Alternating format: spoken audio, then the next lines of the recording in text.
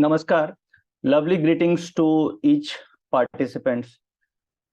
Lovely welcome to all of you. Thank you for joining this evening. आप सभी का बहुत बहुत स्वागत है। और आज हम लोग जो भी बात करेंगे वो बिल्कुल प्रैक्टिकल पीसीआर से रिलेटेड बात करेंगे कि किस तरीके से हमें पुट कॉल रेशियो के बेसिस पे ट्रेड करना चाहिए, क्या स्ट्राइक्स हमें लेनी चाहिए कैलकुलेशंस के लिए, क्या रूल्स फॉलो करना चाहिए। और रिसेंट में हम लोग देख रहे हैं कि इमीडिएट स्पाइक्स निफ्टी में आ रही है। जैसे आज भी करीब 11 से 12 के बीच में करीब 10:50 के आसपास एक मार्केट में spike I, that was a stop loss hunting. तो ये स्टॉप लॉस हंटिंग से कैसे अपने आप को सेफगार्ड करें, और ये लास्ट 2-3 ट्रेडिंग सेशन से हम देख रहे हैं। और ऐसा मई में भी पॉसिबिलिटी है क्योंकि मई में लिक्विडिटी कम होगी, ऑप्शन राइटर्स मार्केट में कम होंगे, जिसके कारण हमें स्पाइक्स मिलेगी। तो इन स्पाइक्स से कैसे अपने आप को प्रोटेक्ट करना है ये हम समझेंगे। एक्सपायरी के दिन किस तरीके से पीसीआर को अंडरस्टैंड करना चाहिए, पीसीआर को किस तरीके से कैलकुलेट करना चाहिए, पीसीआर के बेसिस पे कैसे ट्रेड करना चाहिए, खासतौर से एक्सपायरी डे में, ये हम समझने की कोशिश करेंगे। जो ट्रेडर हीरो जीरो में इंटरेस्टेड होते हैं उनके लिए क्या स्ट्रैटेजी एक्सपायरी वाले दिन होनी चाहिए और वो किस समय के टाइम के बेसिस पे हमें ट्रेड करना चाहिए, उसके बारे में भी हम जानेंगे। और फिर हम लास्ट 5 दिन को बैक टेस्ट करेंगे, अभी आप लोग सब हम साथ मिलके, कि आज का क्या डेटा था और क्या उसमें सिग्नल बने। और जैसे कल पीसीआर पॉजिटिव था और उसके बाद भी कॉल ऑप्शंस नहीं चली, मार्केट गिरी, तो उसमें क्या डेटा का सिनेरियो था। और लास्ट 5 दिनों को, यानी कि इस वीकली एक्सपायरी जो आज क्लोज हुई है उसके बारे में हम उसको बैक टेस्ट करेंगे डेटा के साथ। तो ये पूरा एजेंडा रहेगा आज।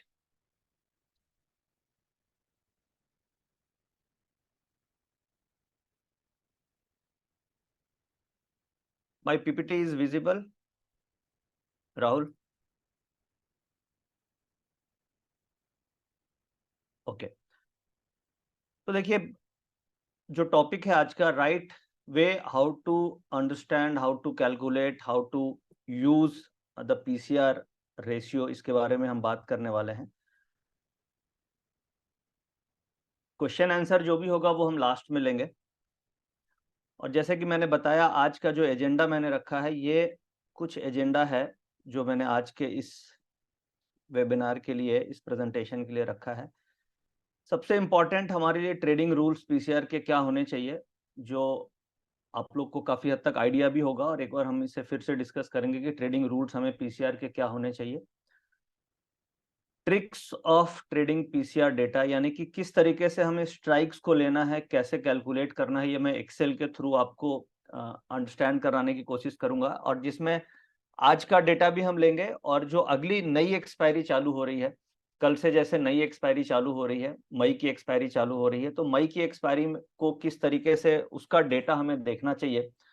और अगर एक्सपायरी वाले दिन आप अगले वीक की ऑप्शंस में ट्रेड कर रहे हैं, तो वो डेटा आप कैसे देखेंगे अगले वीक में, उसके बारे में भी हम आज की प्रेजेंटेशन में बातचीत करेंगे।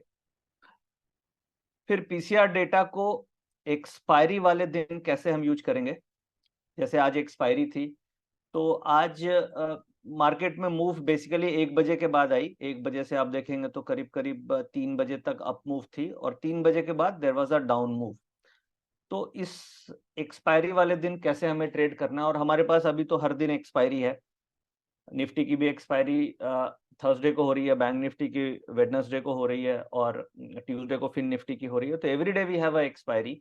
तो इस डेटा को कैसे हम एक्सपायरी वाले दिन कैलकुलेट करें, उसको अंडरस्टैंड करें, ये समझेंगे, और जीरो जीरो उससे फाइंड आउट करने की कोशिश करेंगे। फिर हम बैक टेस्ट करेंगे लास्ट 5 दिनों का, जिससे हम ये फाइंड आउट करने की कोशिश करेंगे कि हम क्या गलती कर रहे हैं, हमें किस तरीके से पीसीआर को यूज करना चाहिए, कैसे हमें इसके बेसिस पे ट्रेड लेना चाहिए।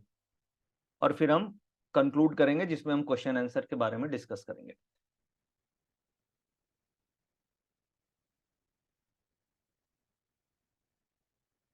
तो सबसे पहले सिंपल रूल्स हम समझ लेते हैं। कुछ नए ट्रेडर्स भी होंगे, कुछ पुराने ट्रेडर्स भी होंगे। रूल्स हमारे सिंपल हैं, जो हम काफ़ी दिनों से पीसीआर के बेसिस पे फॉलो कर रहे हैं और यूज़ कर रहे हैं। और ये काफ़ी रिलायबल रूल्स हैं, काफ़ी इससे बेसिकली क्या होता है, 11 बजे के बाद हमें ट्रेड लेना चाहिए। 11 बजे के बाद ट्रेड लेने से फायदा क्या है कि आप स्टॉप लॉस हंटिंग से कई बार बच जाएंगे। इनफैक्ट अभी के सिनेरियो में क्या हो गया है कि अभी के सिनेरियो में हमें इनफैक्ट दो तरीके की मार्केट हो गई है। एक मार्केट हो गई है 9 बजे से लेके 12 बजे तक, मार्केट का एक ट्रेंड देखा जा रहा है, और दूसरा ट्रेंड हम मार्केट में देख रहे हैं 12 बजे से 3 बजे तक का। जो हम ऑप्शन ट्रेडर हैं, हमें इंट्राडे में मैक्सिमम, जनरली अगर आप ट्रेडर को देखिएगा तो जो ऑप्शन ट्रेडर है उनका 25 से 30 पॉइंट अगर ऑप्शंस में इंट्राडे में मिल जाते हैं, 25, 30, 35 पॉइंट, तो they are happy with 25-30 points profit. तो एक ऑप्शन है कि आप 9 से 12 के बीच में प्रॉफिट निकाल लें, दूसरा है कि आप 12 से 3 के बीच में प्रॉफिट निकाल लें। यानी मार्केट आपको दो पार्ट में मिलती है, 9 से 12 और 12 से 3। 9 से 12 वाली जो मार्केट है उसमें ओपनिंग गैप्स या वॉलेटिलिटी काफी ज्यादा देखी जा रही है, और आने वाले समय में मई एक्सपायरी में हो सकता है फर्स्ट हाफ में मूवमेंट कुछ और हो और सेकेंड हाफ में मूवमेंट कुछ और हो। और पीसीआर का डेटा भी ऐसा हो सकता है कि फर्स्ट हाफ में शायद नेगेटिव हो, सेकेंड हाफ में पॉजिटिव हो जाए, या फर्स्ट हाफ में नेगेटिव हो, सेकेंड हाफ में पॉजिटिव हो जाए।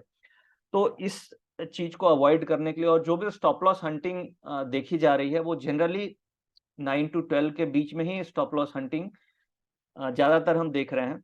तो अगर हमारा टारगेट ये है कि हमें एक दिन में 30-35 पॉइंट, 25 पॉइंट का प्रॉफिट लेना है ऑप्शन से, तो 12 से 3 का जो पीरियड है ये कंपैरेटिवली सेफर पीरियड होगा अगर हम पीसीआर के बेसिस पे ट्रेड कर रहे हैं तो। और ये 9 से 12 थोड़ा वॉलेटाइल पीरियड हो सकता है, इसमें डेटा भी थोड़ा इमेच्योर होता है, क्योंकि आप अगर डेटा 10 बजे देख रहे हैं तो 10 बजे जो आउटस्टैंडिंग ओपन इंटरेस्ट की क्वांटिटी होगी वो कंपैरेटिवली कम होगी।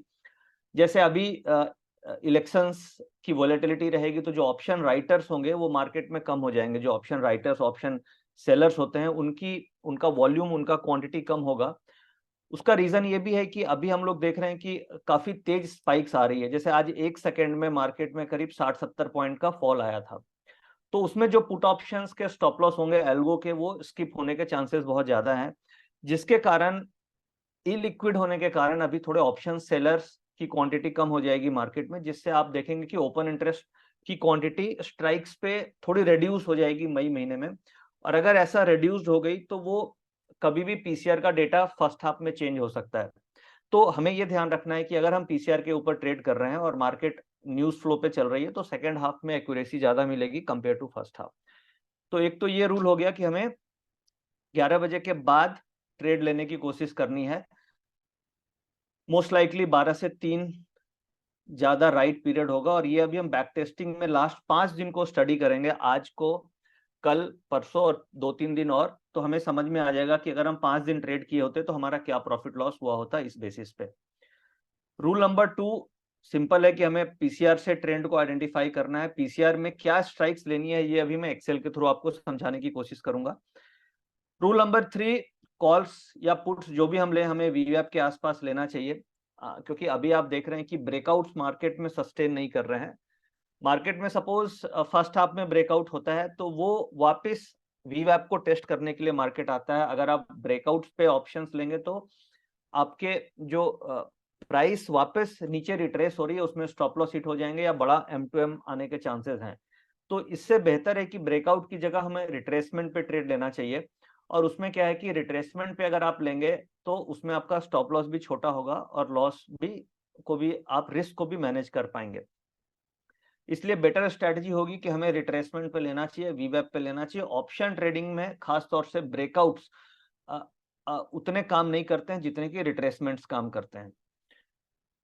रूल नंबर 4, 25 से 40 पॉइंट का प्रॉफिट हमें बुक कर लेना चाहिए जब भी मिले। और रूल नंबर 5, स्टॉप लॉस आपका 25 से 30 पॉइंट का होना चाहिए। हमेशा हम at the money call option लेंगे। एट द मनी का मतलब हो गया, स्पॉट लेवल से हमें निकालना है। एटीएम का मतलब स्पॉट से। स्पॉट सपोज कीजिए मेरी 22,400 चल रही है, फॉर एग्जांपल स्पॉट लेवल 22,400 चल रहा है और फ्यूचर हमारा 22,450 चल रहा है।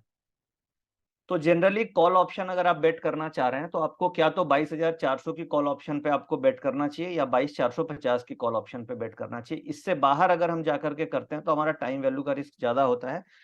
और अगर इन दोनों में आप कर रहे हैं और वीवैप के आसपास ले रहे हैं तो आपका स्टॉप लॉस मैक्सिमम 25 पॉइंट पर लॉट होना चाहिए। और अगर आप स्प्रेड्स कर रहे हैं, जैसे बुल स्प्रेड्स या बियर स्प्रेड्स कर रहे हैं, तो उसमें मैक्सिमम आप 20 पॉइंट्स के आसपास का स्टॉप लॉस रख करके चल सकते हैं। अब हम ये तो रूल्स हो गए, अब रूल्स के अलावा हम आगे चलते हैं और एक्सेल के थ्रू समझने की कोशिश करते हैं कि किस तरीके से हमें कैलकुलेशन करनी चाहिए और पीसीआर को कैसे आइडेंटिफाई करना चाहिए।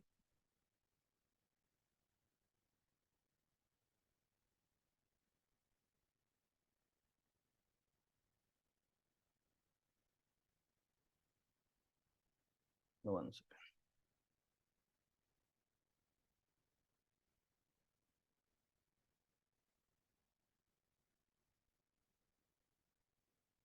ये अभी मैंने आपके सामने एक्सेल का डेटा खोला है, जिसमें एक तो आप डेटा देख पा रहे हैं, ये इस डेटा में ये मंथली एक्सपायरीज हैं और आज मार्केट जैसे 22,400 के आसपास अप्रोक्सीमेटली मार्केट जो खुली थी 22,350 के आसपास खुली थी, बट 930 के आसपास मार्केट का जो भाव था 930 के आसपास ये 22,400 के आसपास था। अब हमें और हम इन डेप्थ में पीसीआर को समझने की कोशिश करते हैं कि पीसीआर को बेसिकली यूज कैसे करना है और किस स्ट्राइक्स पे फोकस करना है, क्योंकि आपके पास स्ट्राइक्स बहुत सारी हैं। जैसे मार्केट 22,400 है तो हमारे पास स्ट्राइक 22,600, 22,800, 23,000 तक की हैं, और नीचे भी देखेंगे तो आपके पास 22,000 की भी पुट ऑप्शंस अवेलेबल होती है। तो जो मेजर रिलेवेंट स्ट्राइक्स हैं वो एट द मनी, यानी कि जिस लेवल पे स्पॉट लेवल है उससे 2 ऊपर और 2 नीचे, ये सबसे ज्यादा रेलेवेंट है। और इसकी रेलेवेंसी डिपेंड करती है कौन से दिन आप ट्रेड कर रहे हैं। सपोज कीजिए अगर मैं फ्राइडे को ट्रेड कर रहा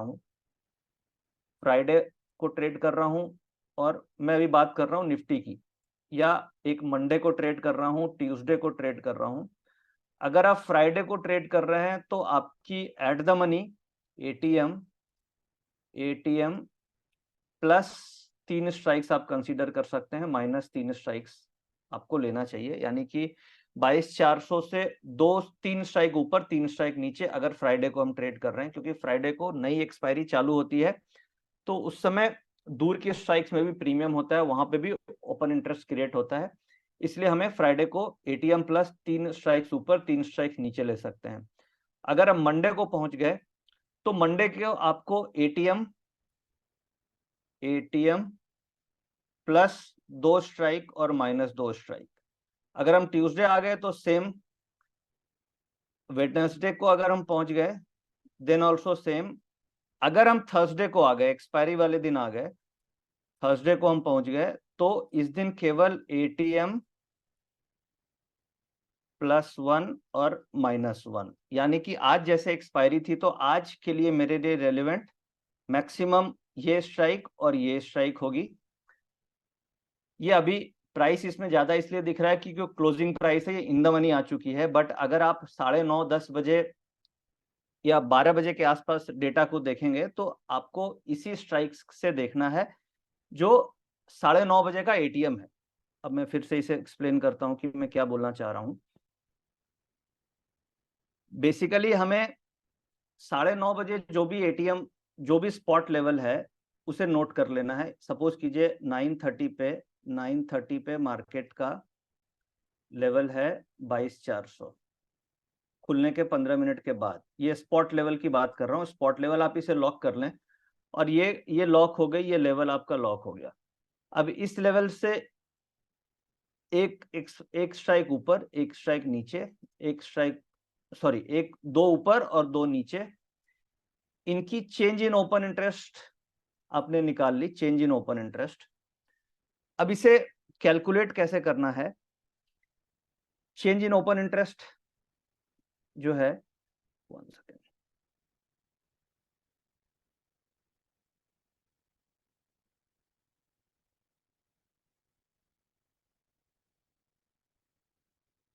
अभी देखिए ये कॉल और पुट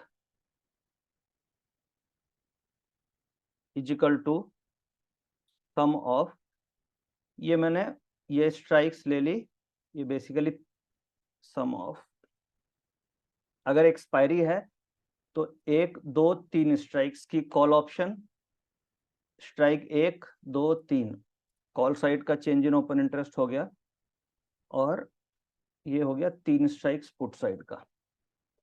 यानी कॉल्स में total change in open interest है 11,76,000 और पुट्स में है 1,13,00,000। अब इन दोनों को आप सम कर लीजिए, ये टोटल ओपन इंटरेस्ट आपका हो गया 1,25,00,000।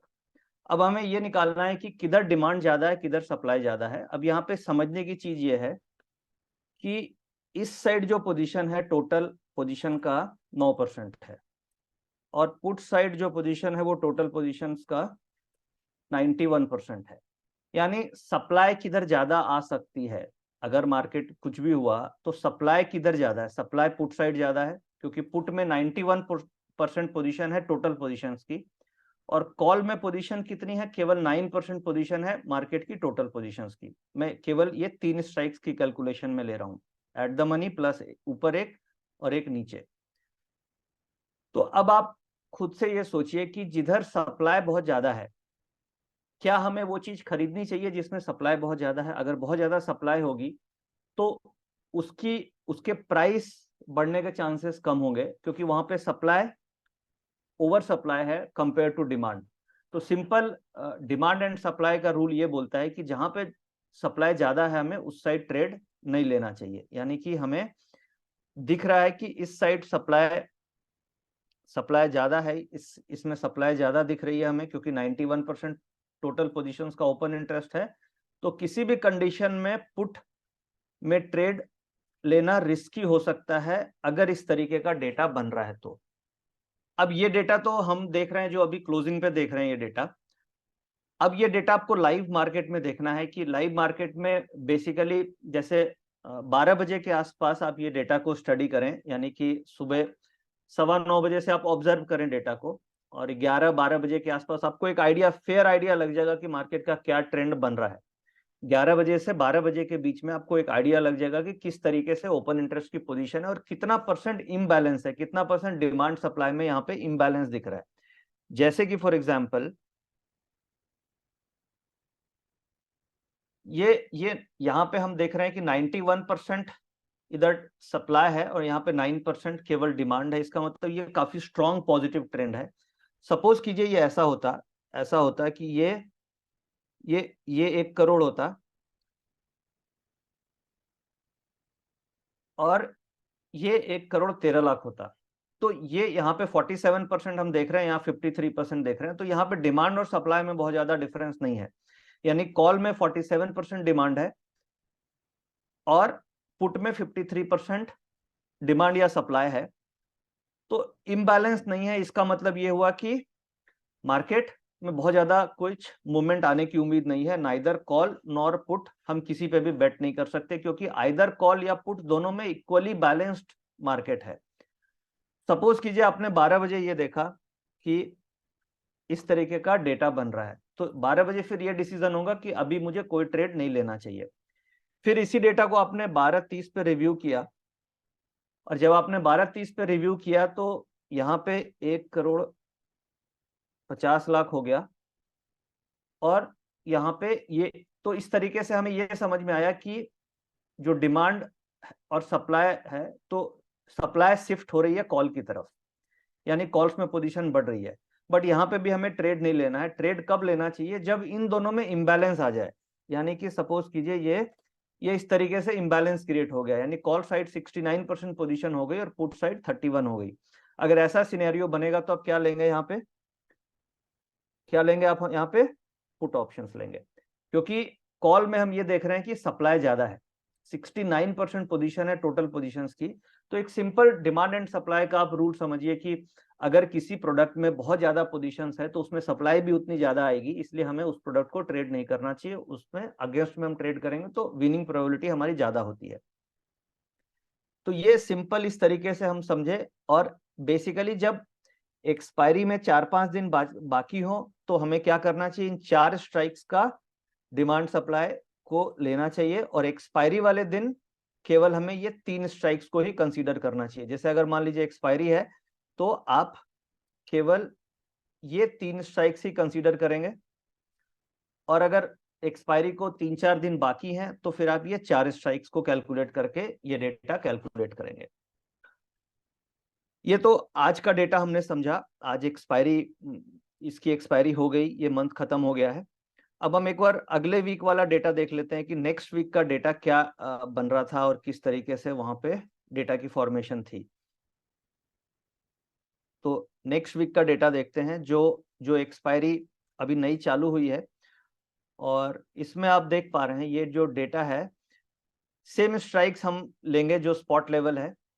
अब अगर इसका ओपन इंटरेस्ट आप कैलकुलेट करें तो यहाँ पे 5 दिन बाकी हैं, तो हम लोगों ने क्या किया, सारी स्ट्राइक्स लिया, 1 2 3 4 5 स्ट्राइक्स ली। ये पांचों स्ट्राइक्स का चेंज इन ओपन इंटरेस्ट और ये पांचों स्ट्राइक्स का चेंज इन ओपन इंटरेस्ट। ये हो गई मेरी कॉल और ये हो गई मेरी पुट। अब मैं इसको टोटल को सम करता हूं तो 13,62,000 ये आया, और इधर अगर हम सम करते हैं तो 84,000। टोटल पोजीशन हो गई 98 लाख, 84 लाख, 98 लाख हो गई। अब सेम फॉर्मूला कि 98 लाख का 86% पोजीशन अपना पुट में है और 14% पोजीशन अपनी कॉल में है। तो इसका मतलब ये हुआ कि पुट साइड सप्लाई कभी भी आ सकती है। पुट साइड में ट्रेड करने में रिस्क है क्योंकि वहां पे over supply of put options है, वेयर एज कॉल साइड में सप्लाई डिमांड ज्यादा है, इसलिए हमें इस पे फोकस करना चाहिए। और इसके इम्बैलेंस को हमें स्टडी करते रहना है कि ये कितना इम्बैलेंस है। अभी आप देख रहे हैं कि 14 और 86 ये कंप्लीट इम्बैलेंस दिख रहा है। कभी आपको ये अगर 50 और 55 दिखेगा, सॉरी 45 और 55 दिखेगा, तो ये इस समय ट्रेड अपॉर्चुनिटी नहीं है।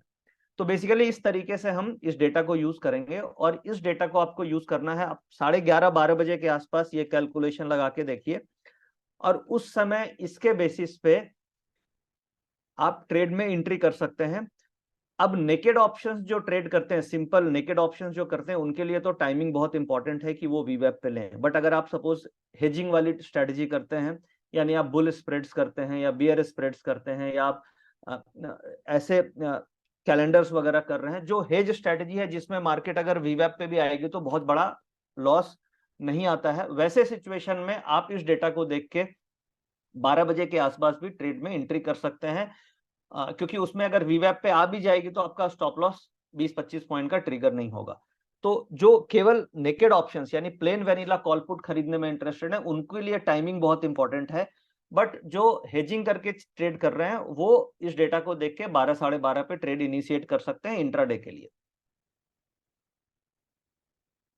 अब हम आगे चलते हैं। होप यहां तक आपको क्लियर हुआ होगा कि किस तरीके से हम कैलकुलेशन करेंगे, किस तरीके से डेटा को यूज करेंगे, और क्या लॉजिक है, डिमांड एंड सप्लाई के रूल्स सिंपल इसमें काम करते हैं।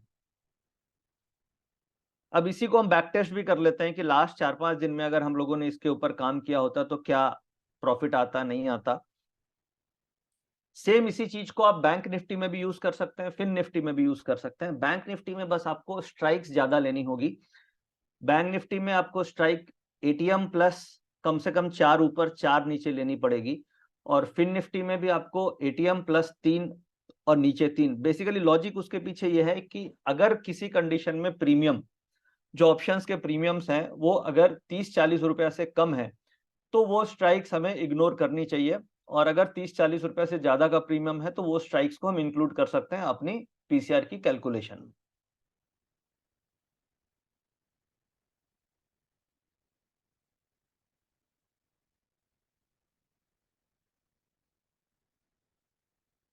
अब हम वापस से प्रेजेंटेशन में आते हैं और एक बार देखते हैं क्या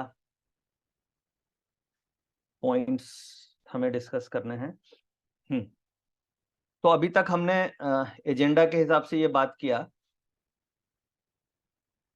कि हमारे रूल्स क्या क्या हैं ट्रेडिंग के, क्या रूल्स हमें फॉलो करने हैं। Tricks of trading PCR calculation हमने समझ ली कि कैसे हमें कैलकुलेट करना है। एट द मनी एक्सपायरी वाले दिन बेसिकली एट द मनी +2 -2 देखना है, और एक्सपायरी वाले दिन, जो एक्सपायरी जिस दिन होगा उस दिन आपको एटीएम +1 और -1 देखना है। ये तो हो गया डायरेक्शन निकालने के लिए। अब एंट्री कब करनी है? एक्सपायरी वाले दिन। अब मैं फोकस कर रहा हूँ कि एक्सपायरी वाले दिन हमें ट्रेड कैसे लेना चाहिए। तो एक्सपायरी वाले दिन आप 2 बजे के आसपास 1:30 से 2 बजे के बीच में, 1:30 से 2 बजे के बीच में आप ये कैलकुलेशन चेक कीजिए कि एटीएम +1 और -1 का इम्बैलेंस कितना है। सपोज कीजिए जो अभी हम लोगों ने एक्सेल में इम्बैलेंस देखा कि जैसे आज एक्सपायरी थी, और अगर आप आज के दिन ये डेटा देख रहे होते, और सपोज कीजिए मैं ये मानता हूं कि 1:30 1 o'clock के आसपास अगर आप ये डेटा देख रहे होते, तो डेटा यही इंडिकेट करता है कि हमें कॉल ऑप्शन लेनी चाहिए। और उस समय at the money call option expiry वाले दिन 2 बजे के आसपास उसका प्रीमियम डिके हो चुका होगा, क्योंकि 9:15 से लेके 2 बजे तक जो भी डिके होना है वो अप्रोक्सीमेटली काफी हद तक प्रीमियम डिके हो चुके होंगे। तो उस वक्त 2 बजे एट द मनी कॉल आपको करीब करीब 25-30 रुपए में मिलेगी। यानी कि अगर आप हीरो जीरो प्ले करना चाह रहे हैं, आप रिस्क लेकर के ट्रेड करना चाह रहे हैं, तो अभी हम लोग रिस्क लेके ट्रेड करते हैं, कई बार ब्लाइंडली ट्रेड करते हैं, तो बेटर है कि आप इस लॉजिक पे ट्रेड करें रादर कि आप ब्लाइंड बिना कुछ लॉजिक के ट्रेड कर रहे हैं। तो उससे बेहतर है कि यहाँ पे ये कैलकुलेशन आप 2 बजे चेक करें, और 2 बजे अगर इम्बैलेंस आपको दिख रहा है कि पुट में सप्लाई ज्यादा है, कॉल्स में सप्लाई कम है, तो उस केस में आपको कॉल ऑप्शन आप बेट कर सकते हैं। जैसे फॉर एग्जांपल आज के दिन हुआ कि हमें काफी ज्यादा इम्बैलेंस था कॉल एंड पुट में सप्लाई ज्यादा था, तो कॉल ऑप्शन अगर आप 1 बजे के आसपास ट्रेड किए होते तो वो कॉल ऑप्शन 25-30 रुपए वाली 100 सवा 100 150 तक चली गई। इस तरीके से अगर पुट ऑप्शंस में दिख रहा है तो आप कॉल या पुट को लेकर के चल सकते हैं, हीरो या जीरो पे ट्रेड ले सकते हैं, या बैंक निफ्टी हो या निफ्टी हो। सिंपल इसमें रूल यही फॉलो करना है कि 1:30 से 2 बजे के आसपास, इस टाइम फ्रेम के आसपास हमें डेटा को चेक करना है, और उस समय जहां प्रीमियम आपको कम प्रीमियम दिख रहा है, और प्रीमियम रेंज हमें 20-25 रुपए की रखनी है, हमें 50-60 रुपए वाली कॉल ऑप्शन नहीं लेनी है या पुट ऑप्शन नहीं लेनी है। एट द मनी के आसपास जो भी कॉल या पुट आपको 20 से 25 रुपए के आसपास मिल रही है, तो वो आप as a hero zero trade इस बेसिस पे कर सकते हैं। आप सपोज कीजिए 52 हफ्ते आते हैं हमारे पास, और आप 52 के 52 हफ्ते इस स्ट्रेटजी पे ट्रेड करेंगे, तो आप ये मान के चलिए कि आपको 30% स्टॉप लॉस हिट हो जाएंगे। यानी कि 10 में से 3 ट्रेड आपके लूजिंग होंगे, बट उसमें छोटे छोटे लॉस होंगे, 20-25 पॉइंट से ज्यादा आपका लॉस नहीं जाएगा। बट जो आपके विनिंग ट्रेड होंगे 70%, अगर आप ये मान के चलिए अगर आपके 60% भी विनिंग ट्रेड आ गए, तो आपकी जो कैपिटल है वो मल्टीप्लाई हो सकती है, क्योंकि जो ऑप्शंस के प्रीमियम होंगे वो 20-30 रुपया प्रीमियम वाले आपके 100 रुपए तक बिक जाएंगे। इनफैक्ट बैंक निफ्टी में भी आप इसको कर सकते हैं, जिसमें प्रीमियम आपके मल्टीप्लाई हो सकते हैं। ये जो कॉन्सेप्ट है जो मैं अभी डिस्कस कर रहा हूँ, ये आप इनफैक्ट कल से ही इसे आप एक बार थ्योरेटिकली, नॉट प्रैक्टिकली, क्योंकि आपका कॉन्फिडेंस आना भी जरूरी है, before implementing your own capital, आप इसे 1 वीक तक सिंपल एक एक लॉट से या फिर पेपर ट्रेडिंग कर करके देखिए। अगर आपको लगता है कि नहीं 1 वीक का रिजल्ट आपका अच्छा आ रहा है, आइदर वन लॉट में आप करके देखें या फिर पेपर ट्रेडिंग करके देखें, अगर रिजल्ट अच्छा आपको दिख रहा है खासतौर से एक्सपायरी में, तो आप इसे अगले वीक से अपने रिस्क के हिसाब से इस स्ट्रेटजी को लाइव ट्रेडिंग में इंप्लीमेंट कर सकते हैं। बट मेरा अपना एक्सपीरियंस है कि ये कम से कम आपको 65-70% एक्यूरेसी देगी, और आप नेट में प्रॉफिटेबल रहेंगे अगर आप इसे पोजीशन साइज को आप रेगुलर मेंटेन करें। मतलब ऐसा नहीं करना है कि एक दिन आपने लिया 5 लॉट और अगले दिन 2 लॉट, क्योंकि लॉस हो गया जिस दिन, उस दिन आपके पास 10 लॉट है, और जिस दिन प्रॉफिट हो उस दिन 1 लॉट है। कंसिस्टेंट पोजीशन साइज के साथ हमें ट्रेड करना चाहिए इस स्ट्रेटजी में। अब हम इस पॉइंट पे आते हैं कि बैक टेस्ट एक बार हम लास्ट 5 दिन को करते हैं, और बैक टेस्टिंग से हमें लर्निंग काफी मिलेगी। हम लाइव बैक टेस्टिंग करेंगे। अभी करीब करीब 2000 लाइव पार्टिसिपेंट्स इस वेबिनार में साथ में हैं, और जब हम लोग साथ में कलेक्टिव बैक टेस्टिंग करते हैं, तो काफी एक एनर्जी के साथ हम बैक टेस्ट कर पाएंगे, और उसमें काफी पॉजिटिविटी भी रहेगी, एक एनर्जी भी रहेगी। तो हम बैक टेस्ट करते हैं लास्ट 5 ट्रेडिंग सेशन को, इंक्लूडिंग टुडे, की ये डेटा किस तरीके से फॉर्म हुआ और इसे हमें क्या इसका इम्प्लीकेशन हुआ, और इससे हमें कॉन्फिडेंस आएगा कि हमें इसे कैसे यूज करना चाहिए।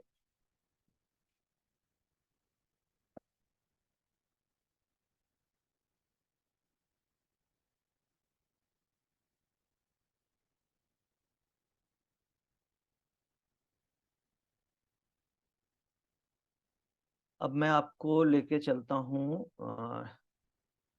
1 सेकंड मैं।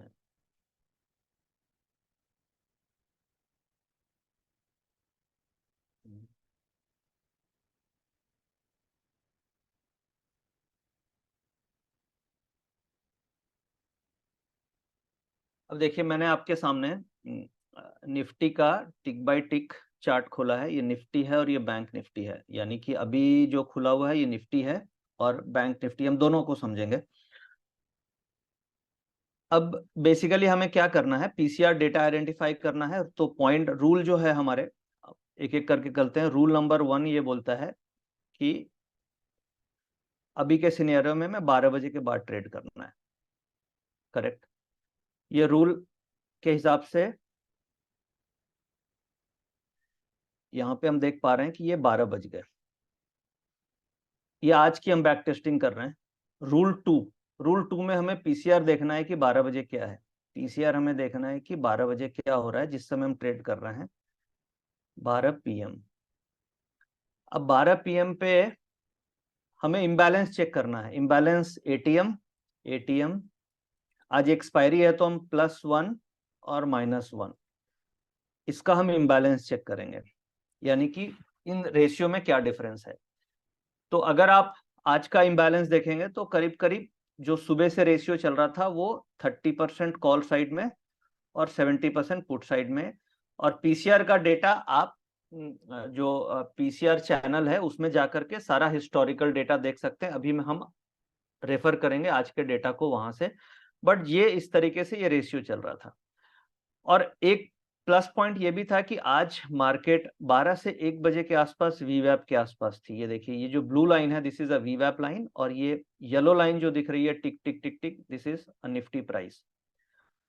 तो अगर इस लेवल के आसपास आपकी एंट्री बनती थी, और हमें एंट्री बेसिकली 12 से 3 के बीच में करनी है, ये एंट्री है। और ये आज स्टॉप लॉस हंटिंग हुई। ये आप देख पा रहे हैं, यहां से एक टिक लगा मार्केट में, this is a 1 second tick. 1 second में मार्केट में करीब 60 से 70 पॉइंट का ये फॉल था, और उसके अगले मिनट में ये पूरी की पूरी रिकवरी हो गई।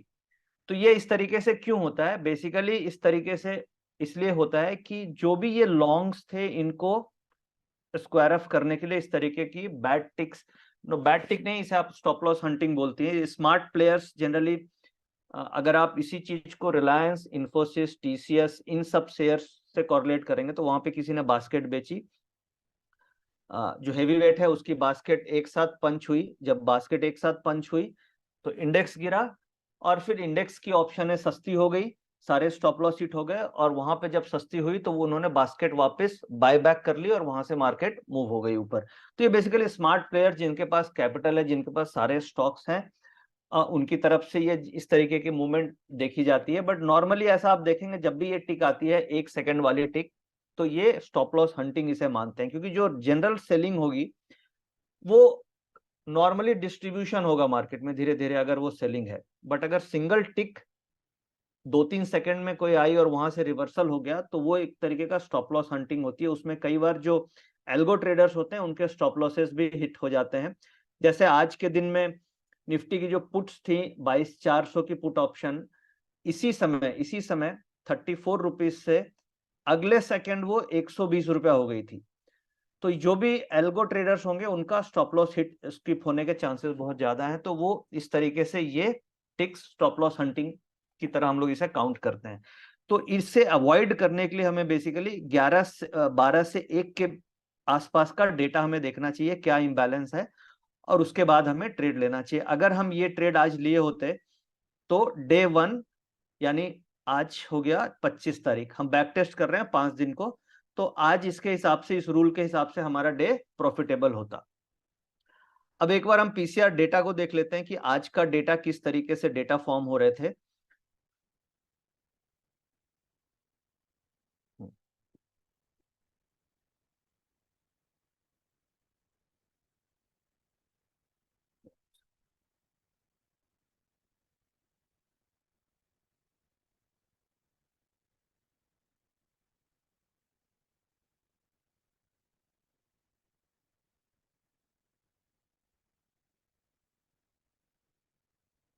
ये देखिए, अभी मैं आपको लेके आया हूँ PCR data update index trading. तो यहाँ पे आपके पास हिस्टोरिकल डेटा सारे अवेलेबल हैं।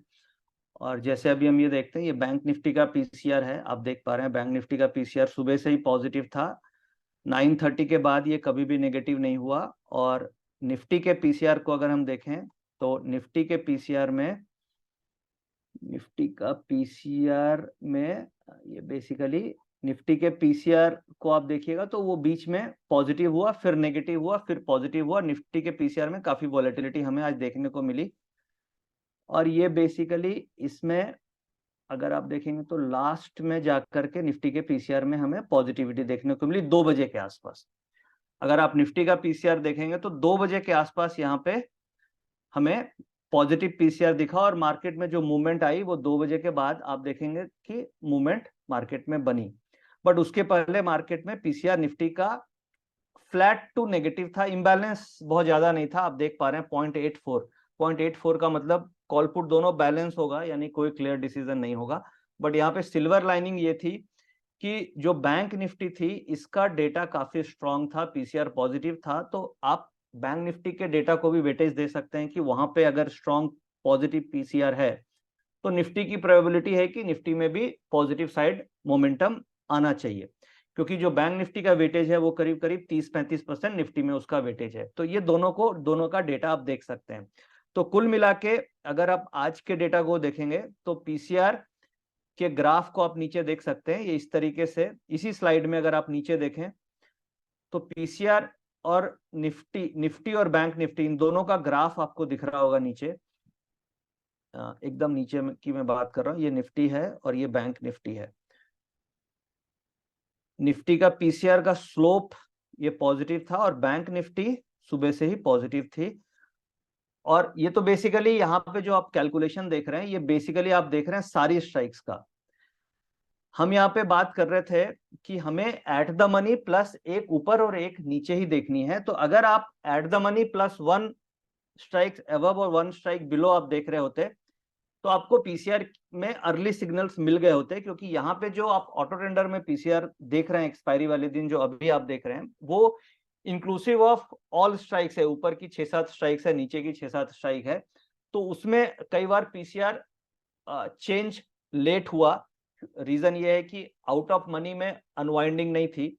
बट अगर आप एट द मनी प्लस ऊपर और एक नीचे देख रहे होते तो आपको सिग्नल करीब करीब 12-12:30 बजे तक पीसीआर पॉजिटिव का डेटा बन गया होता।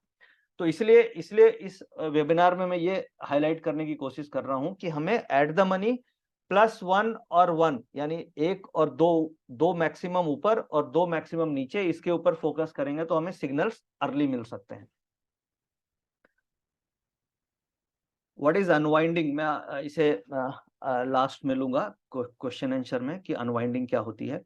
अब एक बार फिर से और हम कुछ और डेटा को देखते हैं। सबसे पहले हम पीसीआर हिस्टोरिकल कल के लास्ट 4-5 दिनों का एक बार हम बैक टेस्ट कर लेते हैं और उसके बाद हम पीसीआर को स्टडी कर लेते हैं। अब 1 सेकेंड।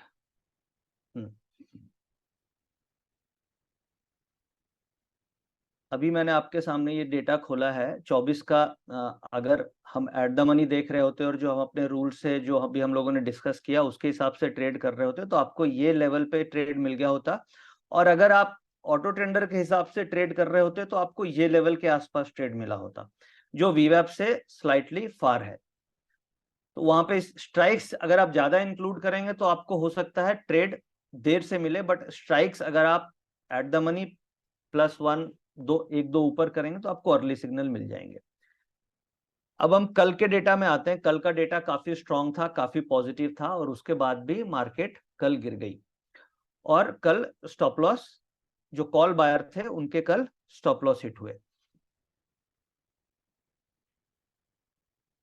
अच्छा, अब ये अभी एक बार निफ्टी का बैंक निफ्टी का भी डेटा हम देख लेते हैं एक बार। प्रीवियस डे जाने के पहले एक बार हम बैंक निफ्टी का भी डेटा देखते हैं। बैंक निफ्टी में आप देखिए सुबह से डेटा आज क्या था, सुबह से डेटा पॉजिटिव था। अभी हम लोगों ने पीसीआर को देखा और ये अभी हम बात कर रहे हैं यहाँ पे बैंक निफ्टी का। जो आपके सामने अभी डेटा है ये ग्राफ है, ये बैंक 1 सेकेंड, ये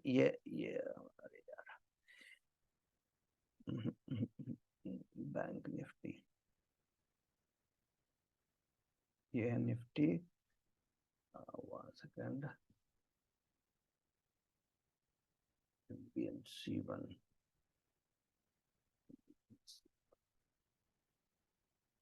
अभी मैं बैंक निफ्टी का डेटा को स्टडी करते हैं एक बार आज के ही डेटा में। अब ये देखिए बैंक निफ्टी में आज डेटा सुबह से क्या था, पॉजिटिव था। अगर हम 12 बजे के बाद ट्रेड ले रहे होते तो ये दिस इज अ वीवैप 12 बजे, और यहाँ पे डेटा जिसे ऑटो रेंडर में आप लोगों ने देखा, पीसीआर स्ट्रांगली पॉजिटिव था, और फिर ये रैली हमारी बैंक निफ्टी में बनी। तो इस तरीके से डेटा के बेसिस पे ये सिग्नल बैंक निफ्टी के प्रॉफिटेबल थे, और निफ्टी में हो सकता है लेट सिग्नल आपको मिला हो, बट अगर आप स्ट्राइक्स कम देख रहे होते तो वहां पे भी आपको सिग्नल मिल गए होते।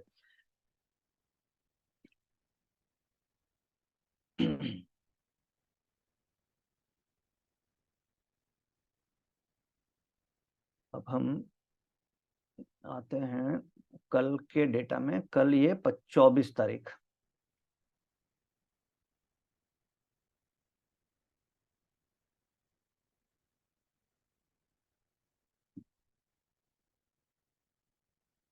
इस पूरे वीक में 5 ट्रेडिंग सेशन में केवल जो ये डेटा फेल हुआ वो हुआ था 24 तारीख को, यानी कल के दिन में। कल का डेटा मार्केट में स्ट्रांगली पॉजिटिव था पीसीआर का, और इसके ऊपर हम लोग कल कॉल ट्रेड कर रहे थे, बट ये एक तरीके से आप देखेंगे तो स्टॉप लॉस हंटिंग थी। कैसे स्टॉप लॉस हंटिंग थी? जैसे मैंने अभी बताया था, स्टॉप लॉस हंटिंग में क्या होता है, स्टॉप लॉस हंटिंग में जनरली सिंगल टिक लगती है, बहुत कम टाइम फ्रेम की, बहुत शॉर्ट टिक लगती है, और उसके बाद रिवर्सल होता है।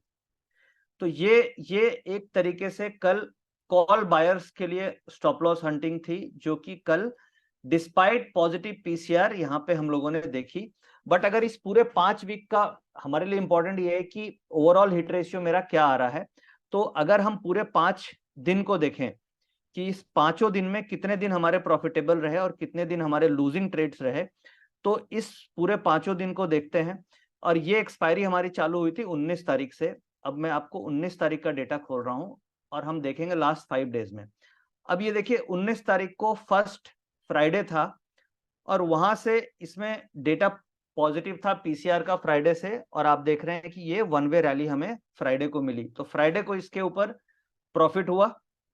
अब इसे हम 19, 20, 22 को देखते हैं। 22 को भी सिमिलर, अगर आप डेटा को पीसीआर को जाके देखेंगे, और वो डेटा आपको मिल जाएगा पीसीआर का जो चैनल है वहां पे हिस्टोरिकल डेटा है, वहां से आप डेटा रेफर कर सकते हैं। अब ये देखिए, ये एक अपॉर्चुनिटी आपको दिया इसने। मार्केट वीवैप के आसपास आई, कब आई? ये आई आपकी करीब करीब 130 के आसपास। यानी रूल 1 ये था कि हमें 11 के बाद 12 के बाद ट्रेड लेना है। रूल 2 हमें ये बोलता है कि हमें पीसीआर देखना है 12 बजे, और एट द मनी -1 +1 2 स्ट्राइक्स ऊपर नीचे आप देख सकते हैं। और उसके बाद तीसरा रूल ये बोलता है कि आपको वीवैप के आसपास लेने की कोशिश करनी है, अगर आप नेकेड ऑप्शंस ले रहे हैं तो। क्योंकि दिक्कत क्या है कि अगर हम नेकेड ऑप्शंस यहाँ पे लेंगे तो इतने दूर आते आते मेरा स्टॉप लॉस हिट हो जाएगा। यानी अगर मैं ब्रेकआउट्स पे लेने की कोशिश करूंगा तो मेरा रिस्क बहुत ज्यादा वाइड हो सकता है। इसलिए हमें एंट्री वीवैप के आसपास या वीवैप के आसपास से अगर रिवर्सल साइन दिखे तो हमें यहाँ पे एंट्री लेनी चाहिए। और ये ट्रेड टेलीग्राम चैनल में हम लोगों ने इस ग्राफ के साथ भी आप देख सकते हैं कि शेयर किया होगा कि यहाँ पे वीवैप है और पीसीआर पॉजिटिव है, और वहां से फिर काफी स्ट्रांग ये पॉजिटिव मूव बना। तो फ्राइडे को प्रॉफिटेबल था। उसके बाद मंडे हम लोगों ने बैक टेस्ट किया, और ये टेलीग्राम चैनल के हिस्ट्री में आप जाकर के देख सकते हैं कि ये सेम ग्राफ वहां पे है, और उसके बाद ऊपर की मूवमेंट आई और कॉल्स में पैसे बने। अब इसके बाद हम इसे बैक टेस्ट करते हैं जस्ट 2 दिन और, यानी 22 हो गई। अब हम एक बार 23 को देखते हैं, 23 को पीसीआर का डेटा नेगेटिव था। अगर आप देखेंगे तो 23 को पीसीआर का डेटा नेगेटिव था, माइनर नेगेटिव था, बहुत ज्यादा नेगेटिव नहीं था, हल्का इम्बैलेंस था। ये आप जाकर के डेटा में देख सकते हैं, और मैं आपको वो डेटा भी अभी दिखा देता हूं। अब ये आप देख पा रहे हैं इस दिन क्या था, मार्केट में कोई बड़ी मूवमेंट नहीं हो रही थी, मार्केट जस्ट साइडवेज वीवैप से बाउंस, वीवैप से बाउंस और लास्ट में वीवैप से फॉल। इस तरीके का इसलिए हो रहा था क्योंकि अगर आप इम्बैलेंस देखेंगे तो जो 23 तारीख को इम्बैलेंस था ये करीब करीब 40%, 45% वर्सेस 55%, इस तरीके का डेटा था, यानी कि डेटा में इम्बैलेंस नहीं था, यानी डिमांड और सप्लाई ये करीब करीब इक्विवेलेंट बराबर सी थी, इसलिए मार्केट वीवैप के आसपास ही ट्रेड कर रहा था। तो ऐसे सिचुएशन में हमें ट्रेड नहीं लेना चाहिए, और हमें ट्रेड तभी लेना चाहिए जब ये इम्बैलेंस हमें दिखाई दे। अगर हमें बैलेंस्ड मार्केट दिख रही है तो हमें वेट करना चाहिए, और अगर हमें इम्बैलेंस दिख रहा है तो हमें ट्रेड लेना चाहिए। कई लोग ऐसे हैं जो टेक्निकल एनालिसिस यूज करते हैं, या आपके पास अपने टूल्स भी होंगे जिसे आप यूज करते हैं। तो अगर कोई भी कैंडल ब्रेकआउट हो रही है या फॉल्स ब्रेकआउट है, या कई बार क्या होता है कि ब्रेकडाउन होती है बट पीसीआर का डेटा कई बार पॉजिटिव होता है, जैसे आज के दिन में क्या हुआ कि मार्केट जो बहुत तेजी से गिरी, तो कई टेक्निकल ट्रेडर्स को ग्राफ देख के लगा होगा कि नीचे ब्रेकडाउन हो गया, बट पीसीआर का डेटा स्ट्रांग होने के कारण वो ब्रेकडाउन फॉल्स ब्रेकडाउन था। तो इस तरीके से हमें ये आइडेंटिफाई कर सकते हैं हम इस डेटा के बेसिस पे कि ये ब्रेकडाउन फॉल्स है या वैलिड ब्रेकआउट है। अगर पीसीआर का डेटा पॉजिटिव है और ब्रेकआउट हो रहा है तो that is a valid breakout, और पीसीआर का डेटा के अगेंस्ट अगर ब्रेकडाउन या ब्रेकआउट हो रहा है तो that can be a invalid breakout. तो ये आपको इस डेटा से यहाँ पे भी हेल्प मिल सकती है। तो इस तरीके से हम लोगों ने अभी बैक टेस्ट किया, तो इसमें हमें ये दिखाई दिया कि जो भी इस तरीके से आप हिस्टोरिकल डेटा में जाके बैक टेस्ट कर सकते हैं। और जैसे 19 तारीख को प्रॉफिटेबल थी, 22 को प्रॉफिटेबल थी, 23 को नो ट्रेड था, 24 को लूजिंग था और 25 को प्रॉफिटेबल थी। तो अगर आप ये कंबाइन करें कि इस डेटा पे अगर मैं इस 5 दिन ट्रेड किया होता और इस रूल के हिसाब से ट्रेड किए होते, तो इससे कम से कम आपको जो लॉसेस हो रहे हैं वो लॉस नहीं हो रहे होते। हो सकता है प्रॉफिट कम बेसी हो सकता है, बट आपको लॉस कम से कम नहीं होगा, और आप एक लॉजिकल रूल्स के साथ, डिसिप्लिन के साथ ट्रेड कर पाएंगे। और बाकी पूरे अप्रैल का डेटा अवेलेबल है, आप बैक टेस्ट कर सकते हैं डेटा के साथ ताकि आपको कॉन्फिडेंस आ पाए। अब हम वापस से प्रेजेंटेशन में चलते हैं और फिर हम अपने इसे कंक्लूड करेंगे।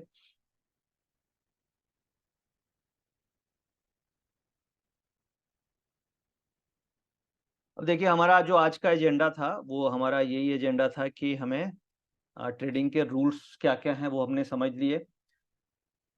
12 बजे के बाद ट्रेड लेना है, स्ट्राइक्स कैसे लेना है, स्ट्राइक्स कैलकुलेशन हमने समझ ली। एक्सपायरी वाले दिन हमें क्या देखना है, कहाँ फोकस करना है, कौन से स्ट्राइक्स पे फोकस करना है, वो हमने समझ ली। हीरो जीरो के लिए आपको 2 बजे के बाद ही ट्रेड लेना चाहिए, 1:30 से 2 बजे के बीच में इम्बैलेंस को देख के। और इसके लिए आप, क्योंकि हीरो जीरो रिस्की ट्रेड होते हैं इसमें, तो 1 वीक 10 दिन आप पेपर ट्रेडिंग या एक एक लॉट पे करके देखिए, अगर प्रॉफिटेबल होता है तो आप इसे इंक्रीज कर सकते हैं।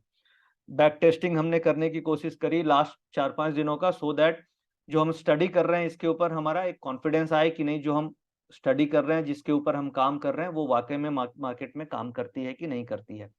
अब इसी के साथ मैं क्वेश्चन आंसर सेशन में चलना चाहूंगा और अपने प्रेजेंटेशन को कंक्लूड करूंगा। और जो पीसीआर के रूल्स हैं, ये one of the finest tool हैं। अगर आप इसे कंसिस्टेंट यूज करेंगे तो ये आपको बिल्कुल एक्यूरेसी देगी, क्योंकि पीसीआर किसी भी प्राइस पे ये फॉर्म नहीं हो रहा है। पीसीआर बेसिकली मनी फ्लो पे फॉर्म हो रहा है। मनी फ्लो का मतलब हो गया कि अगर आप एक लॉट ओपन इंटरेस्ट क्रिएट करते हैं तो 2 लाख की कैपिटल लगती है, क्योंकि वहां पे बायर भी होता है, सेलर भी होता है। बायर के लिए तो क्या है कि केवल कैपिटल जो प्रीमियम है उतना ही देना पड़ता है, बट सेलर के लिए मार्जिन देना होता है, जो अप्रोक्सीमेटली 2 लाख की कैपिटल लगती है। तो जो भी ओपन इंटरेस्ट बन रहा है उसमें कैपिटल इन्वॉल्व है, और प्राइस एक्शन में वॉल्यूम इन्वॉल्व है, और यहाँ पे कैपिटल इन्वॉल्व है। तो capital involve is more reliable then the volume involve. Volume spikes हो सकती है बट कैपिटल स्पाइक्स नहीं हो सकती है। तो इसलिए ये जो इंडिकेटर है ये अदर इंडिकेटर्स के कंपैरिजन में आपको ज़्यादा एक्यूरेसी देगा, आपको ज़्यादा रिलायबिलिटी देगा। तो मुझे उम्मीद है कि आप लोगों को मेरी प्रेजेंटेशन से कुछ ना कुछ क्लूज मिले होंगे कि कैसे हमें यूज़ करना चाहिए, कैसे हम पीसीआर को यूज़ कर सकते हैं। और अब हम क्वेश्चन आंसर लेंगे। Thank you. राहुल, हम क्वेश्चन आंसर ले सकते हैं आप। Thank you, sir. Now we are moving to Q&A session. And आप सबसे रिक्वेस्ट है कि आपके जो भी क्वेश्चंस हैं आप Q&A टैब में या चैट में पूछ सकते हैं. We will try to answer all those questions. So, sir, we are jumping to the Q&A part, and the first question is from Mr. Rahul Garg. And sir, उसका उनका question है कि please explain short covering and long unwind. देखिए short covering क्या मतलब ये हो गया कि मेरे पास शॉर्ट पोजीशन है। ये बेसिकली फ्यूचर्स में होगी जी. या ऑप्शंस में भी हो सकती है। सपोज कीजिए निफ्टी में मुझे मंदी लग रही है और मैंने निफ्टी के 10 लॉट बेचे हुए हैं, और जब मैंने उसको कवर किया यानी मैंने अपनी पोजीशन काट ली तो वो शॉर्ट कवरिंग हो गई। तो उसे हम शॉर्ट कवर बोलते हैं, यानी जी जो सर. पोजीशन ऑलरेडी मेरी शॉर्ट थी मैंने उसे कवर कर लिया तो उसे हम शॉर्ट कवर बोलते हैं।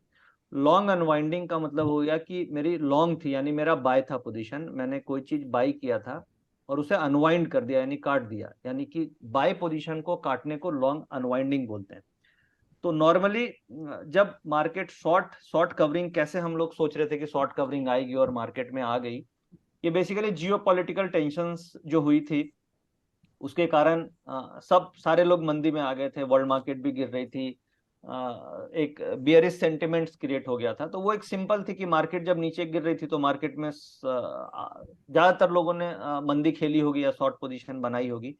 तो ये एक सिंपल लॉजिक हो गया कि शॉर्ट पोजीशन बन गई, और उसके बाद क्या हो गया कि वो न्यूज सारी सबसाइड हो गई, वर्ल्ड मार्केट बढ़ने लग गए।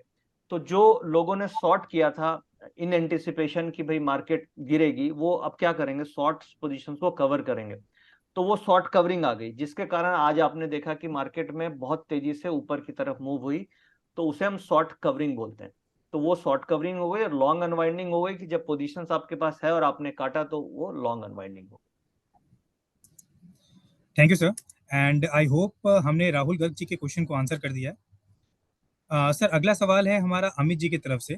सर, उनका क्वेश्चन है कि पीसीआर स्ट्रेटजी जो हमने आज के वेबिनार में डिस्कस की, क्या वो स्टॉक ऑप्शंस पे भी काम करेगी? देखिए स्टॉक ऑप्शंस में इसकी एक्यूरेसी कम है कंपेयर टू इंडेक्स ऑप्शंस, क्योंकि स्टॉक ऑप्शंस में कवर्ड कॉल राइटिंग काफ़ी होती है। वहाँ पे फंड हाउस की तरफ से, म्यूचुअल फंड्स की तरफ से हेजिंग के लिए भी काफ़ी पोजीशंस बनाई जाती है। वेयर एज जो इंडेक्स ऑप्शंस है वहाँ पे ज़्यादातर स्पेकुलेटिव पोजीशंस ही होती है, यानी जो भी उसमें ट्रेड हो रहा है आप मान के चलिए ज़्यादातर स्पेकुलेटिव पोजीशन है, हेजिंग पोजीशंस कम है, तो वहाँ पे हमें ज़्यादा एक्यूरेसी देखने को मिली है। स्टॉक ऑप्शंस में ऐसा नहीं है कि बिल्कुल काम नहीं करेगी, बट जैसे इंडेक्स में ये 65-70% एक्यूरेसी देगी तो स्टॉक्स में आपको ये 50% एक्यूरेसी देगी। तो स्टॉक्स में भी आप इसका डेटा को देख सकते हैं, और वहां पे एक्यूरेसी स्लाइटली कम है बट काम करती है। Okay. Thank you sir. And sir, अगला क्वेश्चन है राकेश जी का. सर, उनका कहना है कि हमें किस तरह से काम करना चाहिए, मतलब अगर हमें टाइम फ्रेम वाला हमें देखना है तो 5 मिनट्स के टाइम फ्रेम पे ट्रेड लेना चाहिए या 15 मिनट्स के टाइम फ्रेम पे हमें ट्रेड लेना चाहिए? देखिए ऑप्शन ट्रेडिंग अगर हम करना चाह रहे हैं तो हमें एक तो सुबह ओपनिंग में, अगर आप पीसीआर के बेसिस पे कर रहे हैं तो ओपनिंग पे तो ट्रेड नहीं करना चाहिए। और आप टाइम फ्रेम टेक्निकल एनालिसिस आप यूज कर रहे हैं और इंट्राडे में यूज कर रहे हैं, तो जो मैं नॉर्मली टाइम फ्रेम यूज करता हूँ, मैं 15 मिनट के टाइम फ्रेम को यूज करता हूँ। क्योंकि 5 मिनट के टाइम फ्रेम काफी छोटा टाइम फ्रेम हो जाता है। 5 मिनट में क्या है, कई बार कैंडल्स आपको तुरंत रिवर्सल दिखेगी, तुरंत आपको बाइंग दिखेगी। तो मेरे हिसाब से 15 मिनट का टाइम फ्रेम एक सुटेबल टाइम फ्रेम है इंट्राडे के लिए। और अगर आप 12 बजे तक ट्रेड इनिशिएट करते हैं तो 9:15 से 12 बजे तक आपके पास एक सफिशियंट कैंडल्स भी बन जाती है। तो आप डिसाइड कर सकते हैं जी. ट्रेंड कैसा चल रहा है, और उसके बाद आप डेटा को स्टडी कर सकते हैं। तो मेरे ख्याल से जो मैं यूज कर रहा हूँ वो 15 मिनट का टाइम फ्रेम है। आप 15 मिनट का टाइम फ्रेम यूज कर सकते हैं। Thank you sir. सर, कई कई बार मार्केट में हम देखते हैं gap up and gap down. तो जतिन जी का क्वेश्चन यह है कि how can we predict about the gap up and gap down? देखो gap up and gap down को हम नहीं प्रेडिक्ट कर सकते, क्योंकि वहां पे वो ओवरनाइट मैनेज्ड पोजीशन से गैप अप या गैप डाउन होती है, वो प्रेडिक्ट करना पॉसिबल नहीं है ओवरनाइट। वो जी. डिपेंड करता है ओवरनाइट के न्यूज़ फ्लो पे, और डिपेंड करता है कि वर्ल्ड मार्केट कैसे बंद हुई है या कैसे खुल रही है सुबह। जैसे एशियन मार्केट किस तरीके से खुली है, और रात में यूएस मार्केट किस तरीके से बंद हुई है उसके ऊपर डिपेंड करती है, प्लस ये डिपेंड करती है कि कल की पोजीशंस किस तरीके से गई है। तो उसको प्रिडिक्ट कर पाना मुश्किल है, क्योंकि रात में जो भी न्यूज आएंगी उसके ऊपर सुबह की ओपनिंग रिएक्ट करेगी। बट आप ओपनिंग के बाद डेटा को देख करके फाइंड आउट कर सकते हैं कि कैसे मुझे एक्ट करना चाहिए। तो गैप अप को प्रिडिक्ट करना मुश्किल है। Thank you sir. सर अगला क्वेश्चन है जतिन जी का। जतिन जी का क्वेश्चन है कि स्कैल्पिंग के लिए पीसीआर डेटा कैसे कैलकुलेट करें। देखो, स्कैल्पिंग का मतलब आप ये बोलना चाह रहे हैं कि छोटे छोटे आप ट्रेड ले सकते हैं। तो स्कैल्पिंग में जैसे जो भी ट्रेंड है मार्केट का, अगर सपोज कीजिए पॉजिटिव ट्रेंड है तो हमें कॉल साइड ही फोकस करना है, और फिर आप छोटे छोटे प्रॉफिट, जैसे 10-15 पॉइंट का प्रॉफिट आपने बुक किया, फिर अगर मार्केट में डिप मिली फिर आप एंट्री कर सकते हैं अराउंड वीवैप या छोटे डिप पे। बट स्कैल्पिंग भी दिन में 2-3 स्कैल्प से ज्यादा नहीं करना चाहिए। अगर आप मल्टीपल स्कैल्प करते हैं तो वो हो सकता है आपकी कोई एक पोजीशन फंस सकती है। तो अगर आप सपोज छोटे छोटे स्कैल्प कर रहे हैं 15-15 पॉइंट तक का भी, तो अगर दो दो स्कैल्प में भी आपको प्रॉफिट मिल जाए तो फिर आपको डन फॉर द डे करना चाहिए, क्योंकि अगर आप फिर मल्टीपल स्कैल्प करेंगे तो पोजीशन आपकी फंस भी सकती है। Thank you sir. सर अगला सवाल है विजेंद्र जायसवाल जी का। सर उनका क्वेश्चन है कि ओपन इंटरेस्ट के डेटा में सिर्फ ऑप्शन का डेटा लेना चाहिए या फ्यूचर का डेटा भी लेना चाहिए। देखिए, अगर हम पीसीआर को फाइंड आउट कर रहे हैं तो हमें बेसिकली ऑप्शंस का ही डेटा से स्टडी करेंगे, क्योंकि पुट कॉल रेशियो पीसीआर जो है वो ऑप्शन के डेटा से डिराइव होता है। अगर आप फ्यूचर्स के डेटा को स्टडी करेंगे तो उसकी डिफरेंट स्टडी है, वो इस तरीके से नहीं चलती, क्योंकि फ्यूचर में लॉन्ग पोजीशन शॉर्ट पोजीशन बनती है और फ्यूचर एक ही इंस्ट्रूमेंट है। वेर एज कॉल एक is a different instrument and put is a different instrument. यहाँ पे डिफरेंट डिफरेंट स्ट्राइक है, तो इसकी मेथड ऑफ कैलकुलेशन अलग है। और फ्यूचर्स जो है उसके method of calculation and interpretation अलग होती है। तो यहाँ पे जो हम बात कर रहे हैं, हम केवल ऑप्शंस की डेटा की बात कर रहे हैं, और ऑप्शन के डेटा से आप बेसिकली फ्यूचर की डायरेक्शन को प्रेडिक्ट कर सकते हैं। तो वहां पे आपको फ्यूचर्स के ओपन इंटरेस्ट को लेने की जरूरत नहीं है। उसकी अलग मेथड ऑफ कैलकुलेशन है जो यहाँ पे रेलेवेंट नहीं है पीसीआर के लिए। Thank you sir.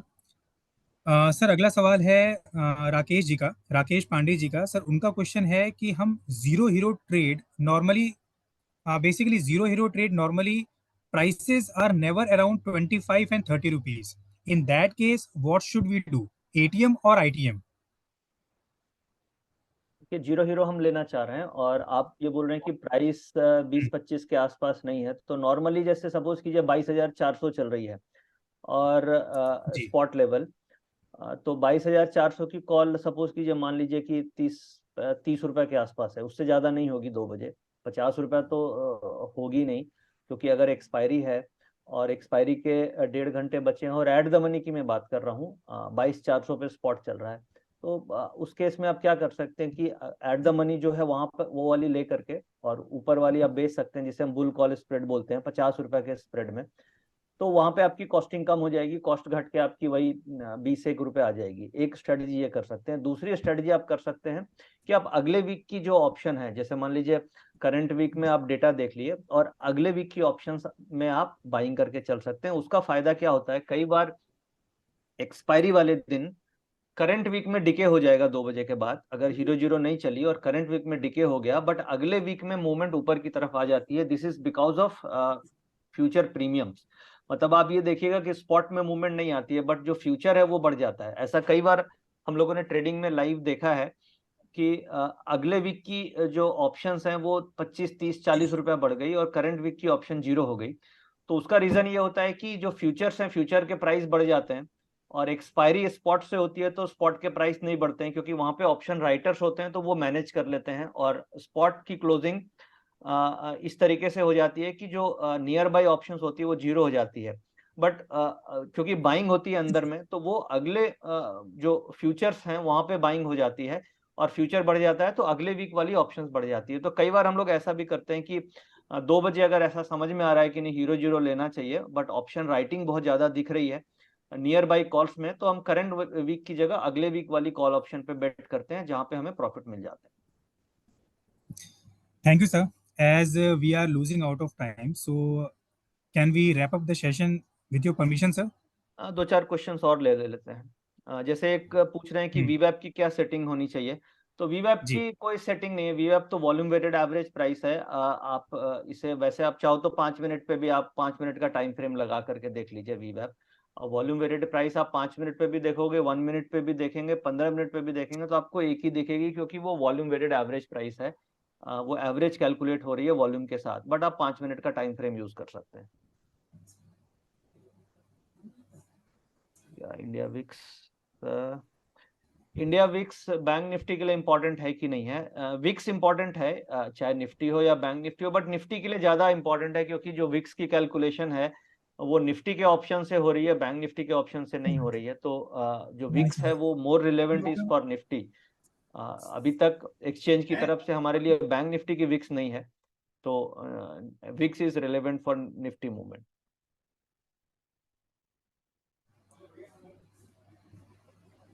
Thank you. ठीक है, और कुछ क्वेश्चन वंस?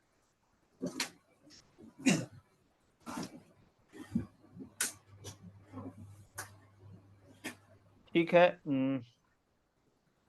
आप तो कॉमन क्वेश्चंस हैं। होप आप लोग को प्रेजेंटेशन अच्छी लगी होगी। Thank you very much, thanks for joining. आप लोगों का बहुत बहुत धन्यवाद। और भी आगे हम इसी तरीके के वेबिनार्स करते रहेंगे। थैंक यू, नमस्कार।